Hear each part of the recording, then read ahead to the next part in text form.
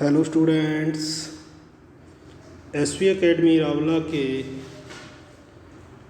Online platform पर online classes में आप सभी का वेलकम है।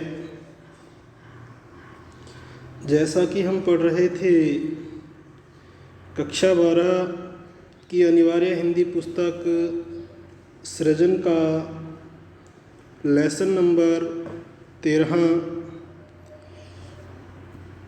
सफल प्रजातंत्रवाद के लिए आवश्यक बातें, जिसके लेखक हैं डॉक्टर भीमराव अंबेडकर। इसमें हमने पढ़ा था कि किस प्रकार अमेरिका के अंदर एक महान व्यक्तित्व के धनी जॉर्ज वाशिंगटन, जो अमेरिकी जीवन में उनका वास्तविक स्थान था हमें इतना स्पष्ट नहीं है, परंतु इतना हमें ज़रूर पता है कि वाशिंगटन उनका देवता था, वाशिंगटन उनका भगवान था। इनके बारे में पढ़ा था और किस प्रकार से उन्होंने अमेरिका के अंदर सुशासन की स्थापना की और विधान की रचना होने पर वाशिंगटन ही अमेरिका का प्रथम प्रेसिडेंट यानी कि राष्ट्रपति चुना गया। जब उनकी अवधि यानी कि उनका जब कार्यकाल पूर्ण हुआ तो दूसरी बार उन्होंने प्रेसिडेंट के पद के लिए खड़े होने से इनकार कर दिया, मना कर दिया उन्होंने।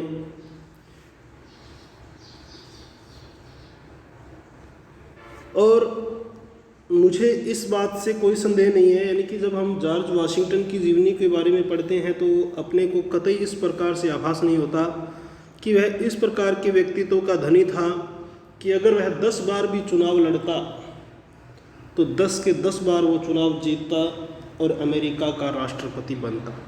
परंतु उसने इस चीज़ का विरोध किया। चुनाव की जो जरूरत ही नहीं थी, वह निर्विरोध भी चुना जा सकता था, यानी कि इस प्रकार का उसका व्यक्तित्व था। लेकिन उन्होंने दूसरी बारी खड़ा होने से इनकार कर दिया, अर्थात राष्ट्रपति का चुनाव लड़ने से मना कर दिया कि, और जब उनसे कारण पूछा गया कि हे प्रियवर,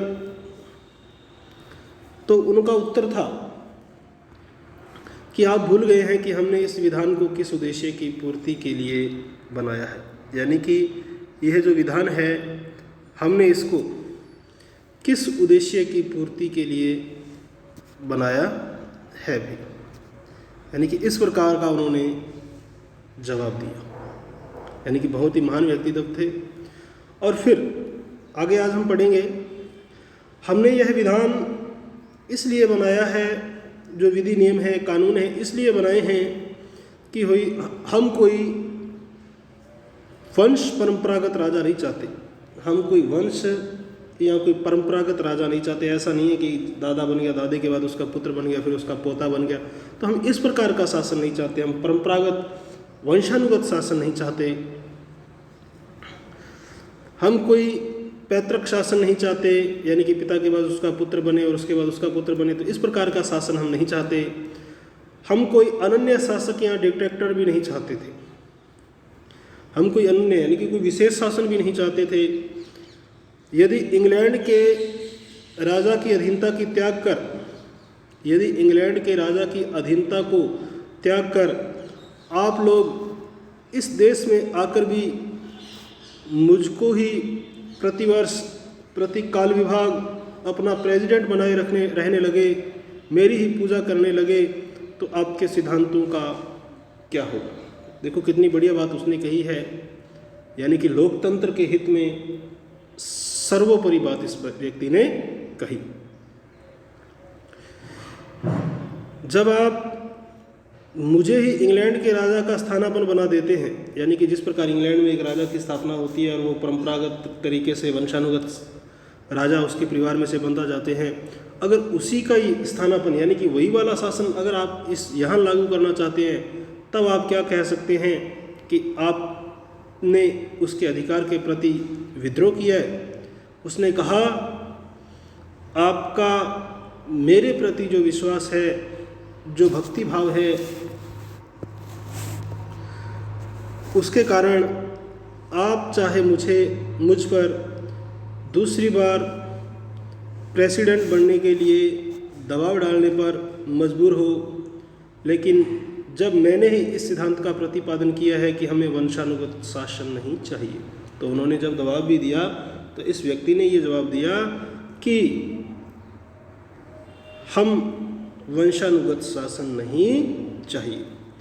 तो मुझे आपकी भक्ति भावना के वशीभूत होकर भी दूसरी बार खड़ा नहीं होना चाहिए। और अंत में लोगों ने उन्हें कम से कम एक ही बार और खड़े होने के लिए राजी कर लिया, और अंत में लोगों ने जॉर्ज वाशिंगटन को दूसरी बार राष्ट्रपति पद के लिए खड़े होने के लिए क्या कर लिया, भी राजी कर लिया, उनको सहमत कर लिया। और उन्होंने मान लिया, और उन्होंने इस बात को मान भी लिया। लेकिन जब तीसरी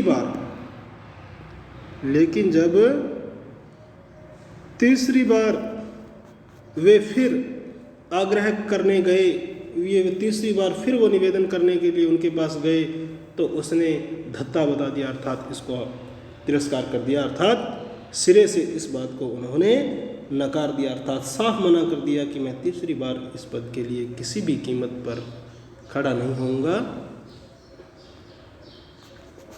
ये था अमेरिका के लोकतंत्र का बहुत ही अच्छा उदाहरण। अब आगे है, मैं आपको एक दूसरा उदाहरण दूँ। एक अन्य उदाहरण और है जिसके माध्यम से डॉक्टर अंबेडकर हमें समझाने का प्रयास कर रहे हैं। तो कह रहे हैं कि मैं आपको एक दूसरा उदाहरण देता हूँ। आप 8वें एडवर्ड ड्यूक ऑफ विंडसर को जानते हैं। आप 8वें एडवर्ड ड्यूक ऑफ विंडसर को जानते हैं। एक महान विद्वान हुआ है ये व्यक्ति, जिनका संपूर्ण चरित्र क्रमशः टाइम्स ऑफ इंडिया में छपा है। टाइम्स ऑफ इंडिया भारत का बहुत ही एक प्रसिद्ध अखबार या पत्रिका है भी एक, टाइम्स ऑफ इंडिया, उसमें उनका चरित्र छपा है।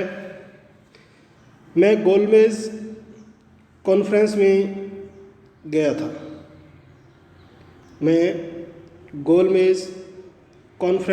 था।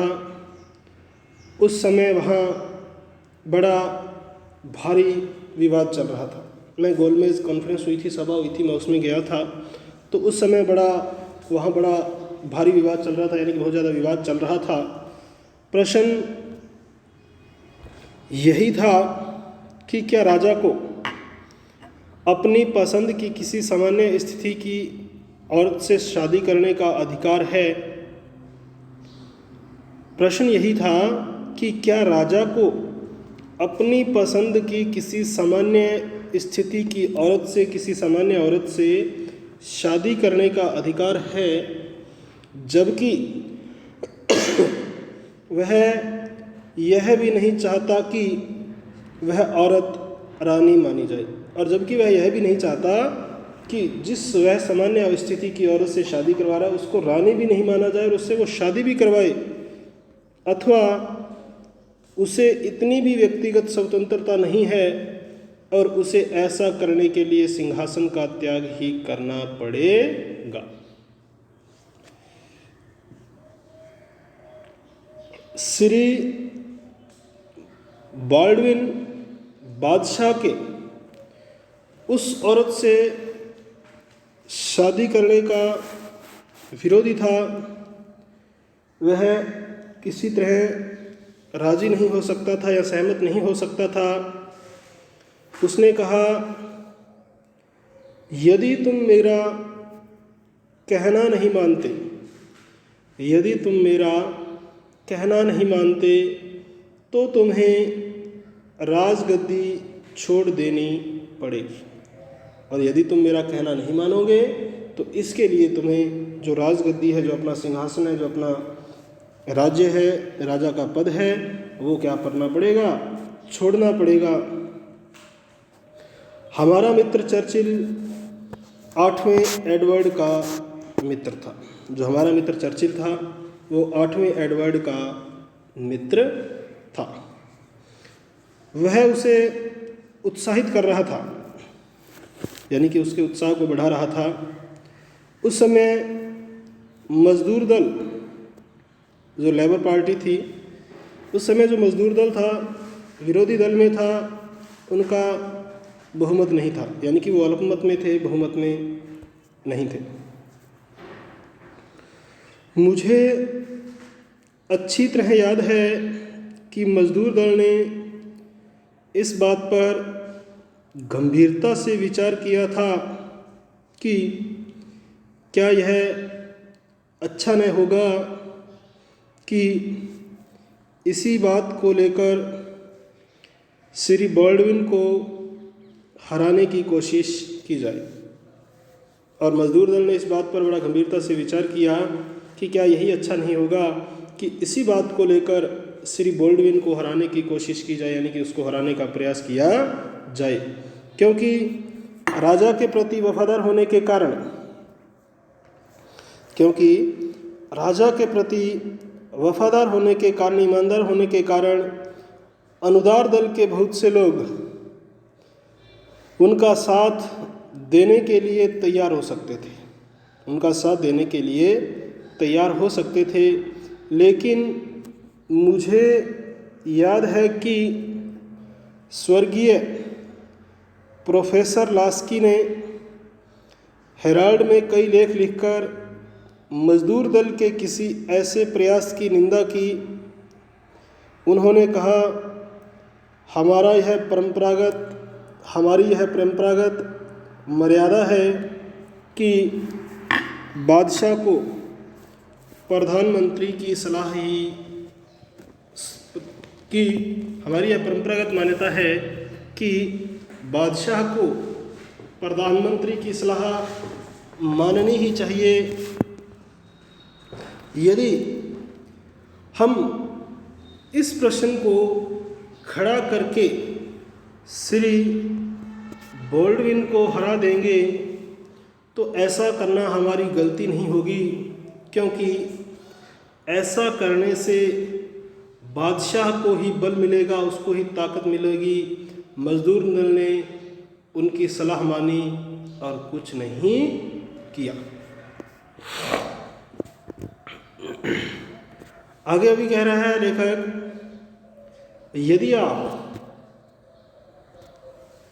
यदि आप अंग्रेज़ों का इतिहास पढ़ें तो आपको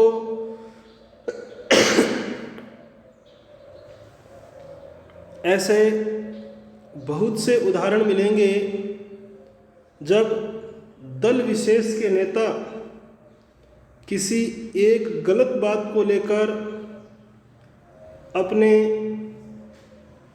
विपक्षी दल को कमज़ोर कर सकते थे, लेकिन उन्होंने ऐसा नहीं किया, क्योंकि वे जानते थे कि इससे उनके विधान को, उनकी जो कानूनी व्यवस्था है, विधि नियमों को नुकसान पहुंचेगा और प्रजातंत्र की अर्थात लोकतंत्र की हानि होगी, लोकतंत्र को क्या होगा, नुकसान होगा। आगे है प्रजातंत्र की सफलता के लिए, प्रजातंत्र की सफलता के लिए एक और बात है जो अत्यंत आवश्यक है, जो अत्यंत आवश्यक है, और वह यह है कि अल्पमत पर बहुमत का अत्याचार नहीं हो। और प्रजातंत्र की सफलता के लिए सबसे आवश्यक बात ये है, सबसे ज़रूरी बात ये है कि जो अल्पमत है उस पर बहुमत वाले कभी भी अत्याचार या शोषण की भावना से काम नहीं करें, उन पर अत्याचार नहीं करें।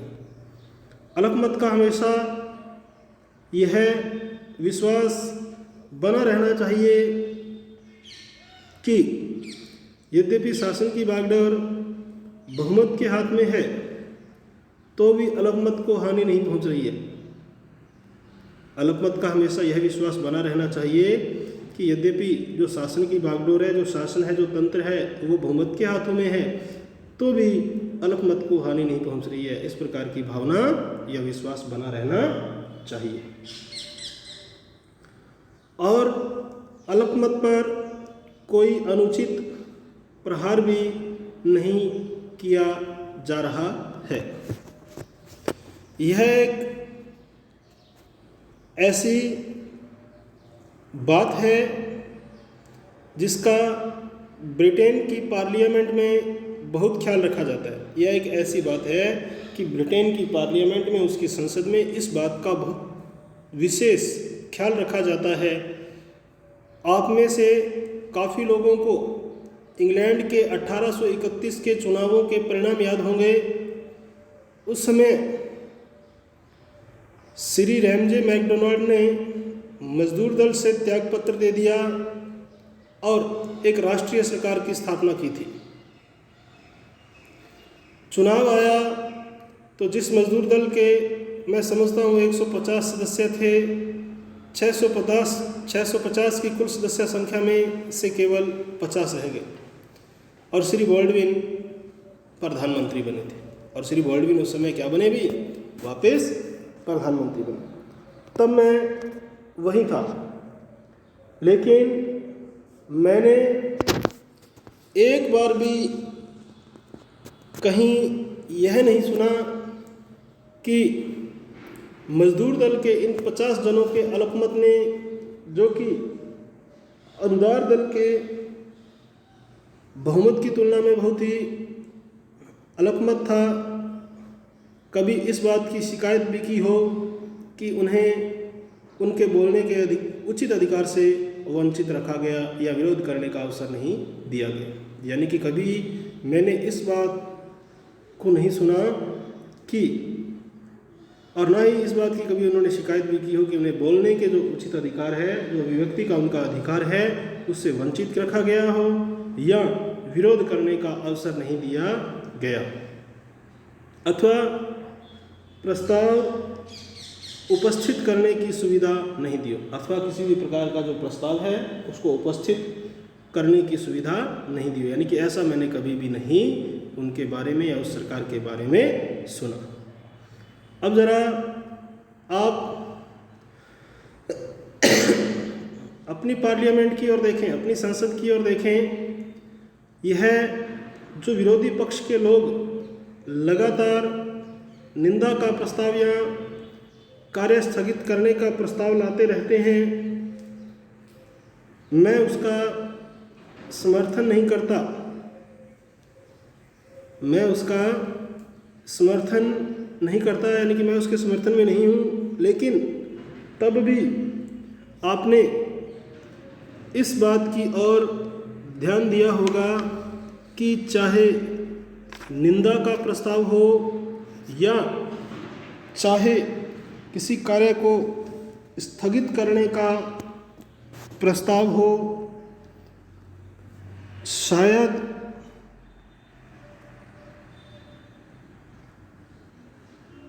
शायद ही कभी किसी प्रस्ताव पर विचार विमर्श हुआ। शायद ही कोई ऐसा प्रस्ताव होगा जिस पे कि भी विचार विमर्श हुआ होगा।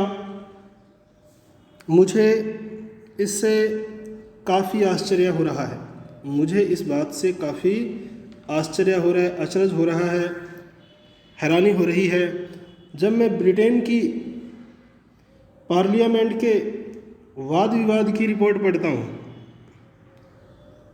तो मुझे एक भी अवसर नहीं दिखाई देता जब अध्यक्ष ने किसी भी कार्य के स्थगित करने के प्रस्ताव पर विचार करने की अनुमति नहीं दी हो।